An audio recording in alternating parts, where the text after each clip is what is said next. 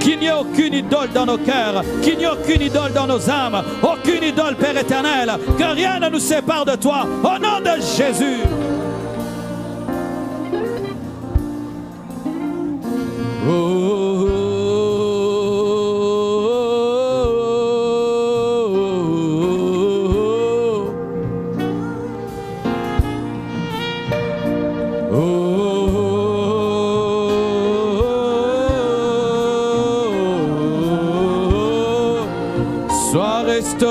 Sois restauré. Reviens à tes anciennes habitudes. Chez Ababa. Restaure ton rendez-vous avec Dieu. Restaure l'autel de Dieu dans ta maison. Restaure l'autel de Dieu dans ta maison. Restaure l'autel de la prière dans ta maison. Chez Ababa, Geaba, Shaya Baba. Yeba, Shendere Bosaya. Mandolo Bosia. Igaya Bashe. Shandala Bakundorobo. Sintera Bashaya Baba. Je reviens. Je reviens.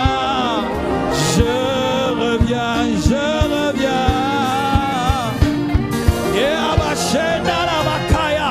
Eabashenda la bakaya. Eabashenda la basaya ba. Iyabara basaya. I surrender.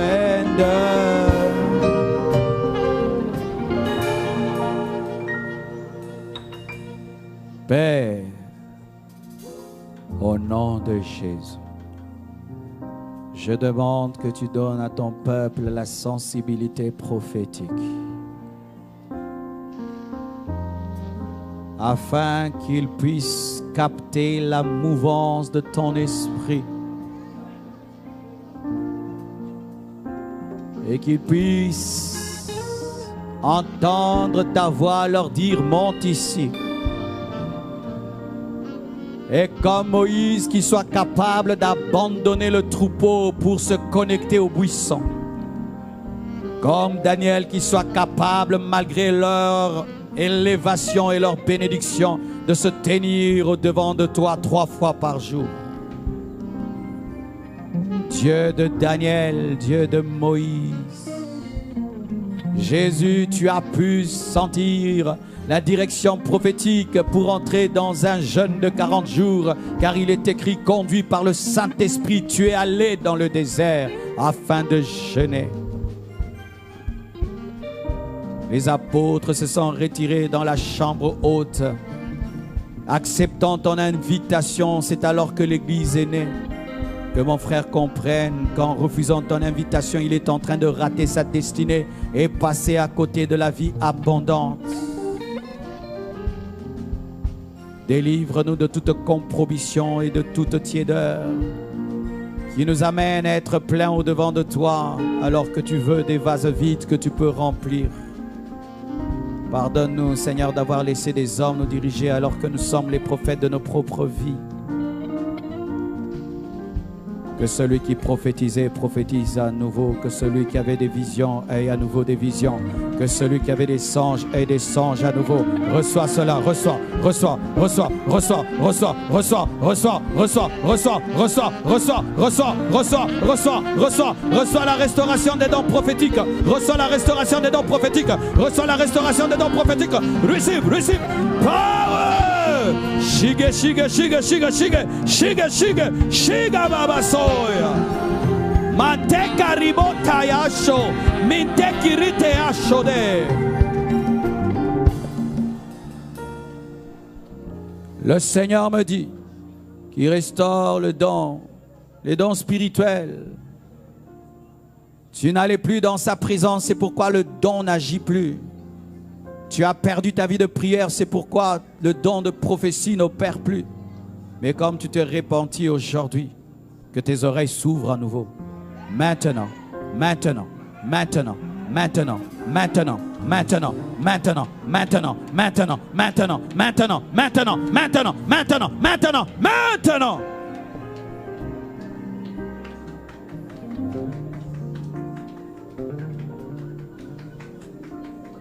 Deviens passionné de Dieu comme Marie. se suffisait de l'entendre et d'être à ses pieds. Que ta plus grande richesse devienne Jésus. Et que rien ni personne ne puisse t'amener à accepter une idole dans ton cœur. Vous tous qui avez des idoles dans vos vies, des choses, des personnes que vous aimez plus que Jésus, aujourd'hui vous devez les détruire, les anéantir. Car le champ ne doit pas prendre la place du roi. Les 5 bœufs ne peuvent pas prendre la place du roi. Et ton mari, ta femme, tes enfants ne peuvent prendre la place du roi. Vous êtes bénis. Vous êtes bénis pourvu que vous pratiquiez ce message. Amen. Gloire à Dieu.